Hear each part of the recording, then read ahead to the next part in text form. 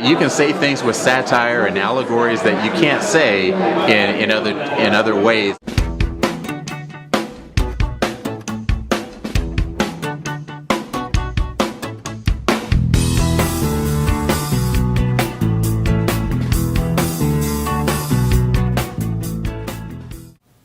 Welcome to Free Colorado News. I'm Ari Armstrong.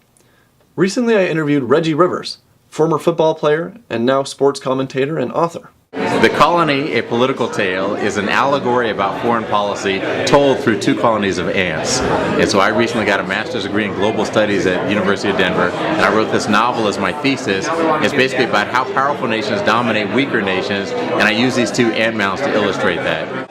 It's kind of a deep book in that you have these army ants, and you have the who are called the Alpha Z, and you have these leafcutter ants who live in Antistan, and these leafcutters have this highly nutritious fungus that they grow deep underground. It's the oil of the ant world, and it's all about how the Alpha Z uses different political and economic strategies to get control of this fungus. And I think it's what happens in the human world with oil, with labor, with water, with lumber, with whatever is valuable that is in a weaker country.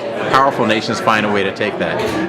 My wife's boyfriend and our feud with the Highland Ranch Homeowners Association is the full title, but it's a comedy about life in the suburbs, about a marriage that's falling apart while they battle with their HOA board over a commercial van that's parked in their driveway. And I just kind of got the idea because watching the disputes that come up between homeowners and their HOA boards, I thought, how ridiculous some of these things can turn into court battles over relatively minor thing, peeling paint on trim or the grass being too long. But as I researched, I learned that it's the structure of the neighborhoods, the legal structure of the neighborhoods creates this conflict, and things just get blown out of proportion. So in my book, this guy suspects his wife's having an affair. That makes him not willing to take it from the HOA board anymore, and so things just start to erupt. Well, you have such a jovial personality. How did you get into this social satire, Gulliver's Travel style of writing?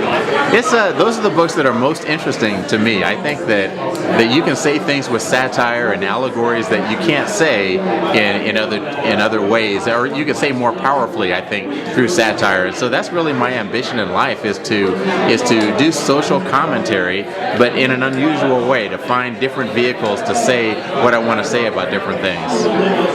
So tell me what you've been. I haven't caught up with you for a while. So what are you doing on a day-to-day basis? I am doing a bunch of different things. I still do sports commentating for Channel 4, CBS. I do color commentary for some Mountain West games for the Mountain Sports Network. I still do a lot of speaking engagements. I'm heading off in a few weeks to do the first preliminary night of the Miss America pageant that I did last year, and so I still do a lot of events like that, writing books, and who knows, assorted other things. Nothing major though. Well, very glad you stayed around in Denver. Yeah, thank you.